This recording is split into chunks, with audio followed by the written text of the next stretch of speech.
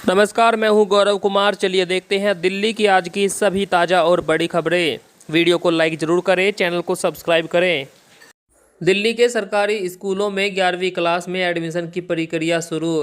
दिल्ली शिक्षा निदेशालय के अंतर्गत आने वाले सरकारी स्कूलों में 11वीं कक्षा में एडमिशन के लिए रजिस्ट्रेशन शुरू हो गए हैं। रजिस्ट्रेशन की प्रक्रिया ऑनलाइन है। पहले चरण तक रजिस्ट्रेशन 6 से 16 अगस्त तक होगा। उसके बाद दूसरे चरण के लिए रजिस्ट्रेशन की प्रक्रिया 1 से 13 सितंबर चलेगा। इच्छुक छात्र शिक्षा निदेशालय की आधिकारिक वेबसाइट पर जाकर एडमिशन के लिए आवेदन कर सकते हैं।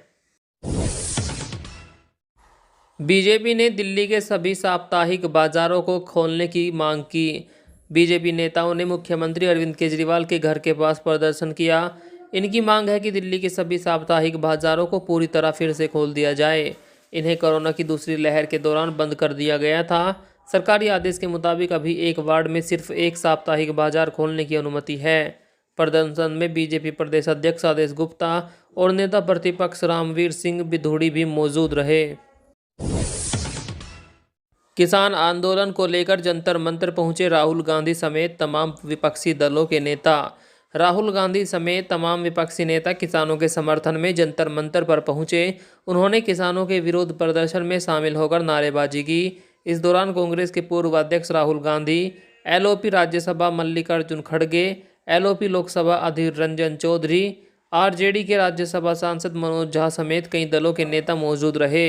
वहीं लोकसभा की कार्यवाही हंगामे के चलते 9 अगस्त तक स्थगित कर दी गई है। एलजी और केजरीवाल में टकराव के बीच मुख्य सचिव का आया आदेश। मुख्यमंत्री अरविंद केजरीवाल और एलजी अनिल बैजल में टकराव के बीच मुख्य सचिव का नया आदेश आया है। मुख्य सचिव विजय कुमार देव की ओर से भी अब यह स्पष्ट कर दिया गया है कि बिना एलजी की सलाह और मंजूरी के कोई भी विभाग किसी भी फाइल पर कोई फैसला नहीं लेगा। सभी मामलों में विभाग प्रमुखों को दिल्ली एलजी के समक्ष फाइल को प्रस्तुत करना और उस पर अनुमति लेना अनिवार्य होगा। किसान नेता राकेश टिकैत बोले, गांव में होता है कुछ पार्टियों का इलाज, तैयार बैठे हैं लोग। किसान नेता राकेश टिकैत ने एक टीवी चैनल में बात करते हुए बीजेपी पर हमला बोला। टिकैत ने धमकी भरे लहजे में कहा कि कुछ पार्टियों का इलाज गांव में ही होता है, लोग तैयार बैठे हैं कि ये गांव पहुंचे। केंद्र सरकार पर आरोप लगाते हुए कहा कि कंपनियों के गोदाम पहले बन गए और संसद में कानून बाद में पास हुए हैं। नए कृषि कानून के खिलाफ राकेश टिकैत हजारों किसानों के साथ नवंबर 2020 से दिल्ली बॉर्डर पर डटे हैं। मोबाइल में सिग्नल कम हो तो हो सकता है दिमाग का कैंसर। दिल्ली एम्स के न्यूरो सर्जन डॉक्टर विवेक टंडन ने कहा कि मोबाइल में नेटवर्क कम आते हैं तो उससे ब्रेन कैंसर जैसी बीमारी होने का खतरा ज़्यादा बढ़ जाता है। जितना कम नेटवर्क होगा, मोबाइल उतनी ही ज़्यादा ताकत नेटवर्क को खींचने में लगाएगा। इससे मोबाइल से ज़्यादा तरंगें निकलेंगी और वह नुकसानदायक होगी।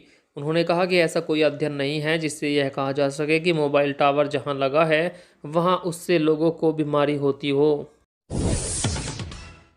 कोरोना की तीसरी लहर पर दिल्ली में कब लगेगा लॉकडाउन, सरकार ने दिया जवाब।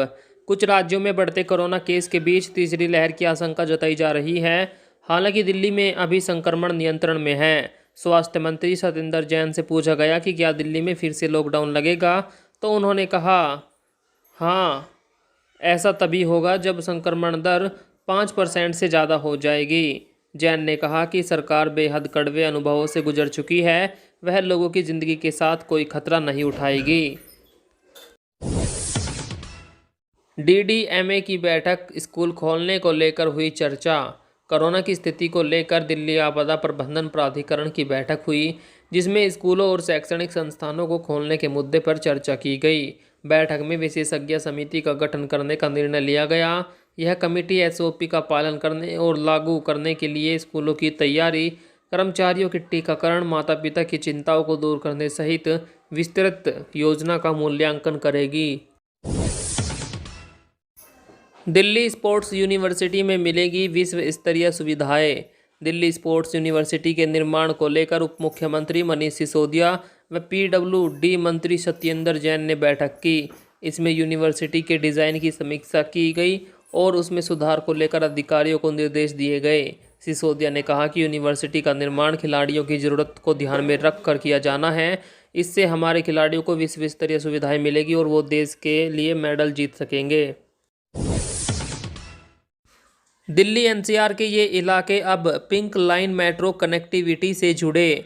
दिल्ली मेट्रो का पिंक लाइन पर त्रिलोकपुरी मयूर विहार सेक्शन शुरू हो गया है। अब पूर्वी दिल्ली से गुरुग्राम, गाजियाबाद, नोएडा, फरीदाबाद सफ़र करने वालों को राहत मिलेगी।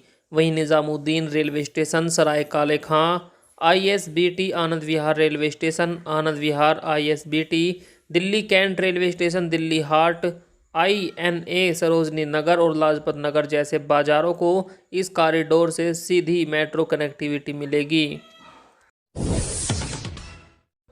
और दिल्ली में कोरोना की बात करें तो बीते 24 घंटों के दौरान 44 नए मरीज मिले हैं। 5 मरीजों की इस दौरान मौत हुई।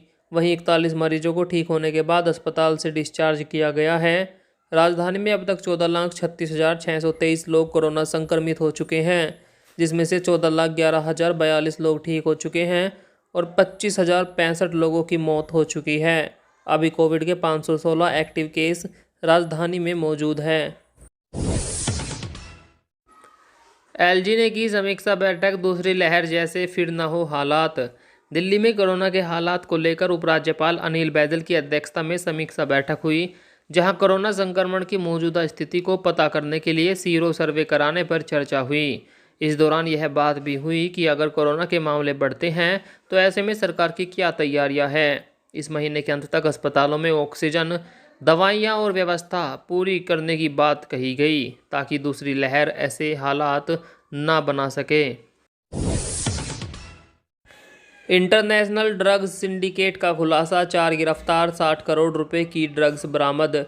दिल्ली पुलिस की स्पेशल सेल ने इंटरनेशनल ड्रग सिंडिकेट का खुलासा किया है। पुलिस ने इससे जुड़े 4 लोगों को गिरफ्तार किया और 60 करोड़ रुपए की ड्रग्स बरामद की। सिंडिकेट से जुड़े लोग ड्रग्स को म्यांमार के रास्ते मणिपुर में लाते थे और फिर पूरे देश में इसकी सप्लाई होती थी। 4 में से 2 आरोपी मणिपुर, 1 यूपी और 1 दिल्ली से पकड़ा गया। इस मामले में और भी गिरफ्तारियां हो सकती हैं। स्पा सेंटर पर पुलिस की छापेमारी, 6 युवतियां समेत 7 लोग गिरफ्तार। दिल्ली के रुद्रपुर में पुलिस ने एक स्पा सेंटर में छापेमारी की। पुलिस ने इस छापेमारी में 6 युवतियों समेत 7 लोगों को गिरफ्तार किया। पुलिस के अनुसार स्पा सेंटर में देह व्यापार चल रहा था। इस दौरान पुलिस ने सेंटर से कई आपत्तिजनक वस्तुएं भी बरामद की। पुलिस कर्मियों ने दरवाज़ा खुलवाया तो कमरों में युवक और युवतियां मिली। इस दौरान सेंटर में बने कमरों में पुलिस को आपत्तिजनक वस्तुएं भी मिली। युवक के कान में लगा ईयरफोन फटा, हुई मौत। जयपुर में ब्लूटूथ ईयरफोन फटने का मामला सामने आया। एक युवक ईयरफोन लगाकर बात कर रहा था। इसी दौरान तेज धमाके के साथ दोनों कानों में लगे ईयरफोन फट गए। हादसे में युवक के कान जख्मी हो गए। आनन फानन में उसे अस्पताल ले जाया गया, जहां डॉक्टरों ने उसे मृत घोषित कर दिया। उसकी पहचान राकेश के रूप में हुई है। डॉक्टर का कहना है कि हो सकता है ब्लास्ट के कारण राकेश को कार्डिक अरेस्ट आया हो, इस कारण उसकी मौत हो गई। अगस्त में लगातार बढ़ रहे कोरोना के केस, पिछले 24 घंटों में फिर से मिले 44,000 से ज़्यादा मामले। अगस्त में कोरोना केस लगातार बढ़ रहे हैं। देश में पिछले 24 घंटों में 44,643 नए केस मिले हैं और 464 संक्रमितों की मौत हुई है। हालांकि 41,096 मरीज ठीक भी हुए। कुल वैक्सीनेशन का आंकड़ा 49,53,27,595 हो गया। देश में अब तक कुल 3,18,56,000 लोग संक्रमित हुए हैं। लगातार बढ़ रहे ये केस हमें लॉकडाउन की ओर ले जा रहे हैं। ऐसे में हमें चाहिए कि कोरोना गाइडलाइन का पालन करें। मोदी और जेटली स्टेडियम के भी बदलो नाम, खेल रत्न का नाम बदलने पर बोली कांग्रेस। कांग्रेस ने राजीव गांधी खेल रत्न पुरस्कार का नाम बदले जाने के फैसले का स्वागत किया। साथ ही पीएम मोदी पर मेजर ध्यानचंद के नाम का इस्तेमाल अपने राजनीतिक उद्देश्य के लिए करने का आरोप लगाया।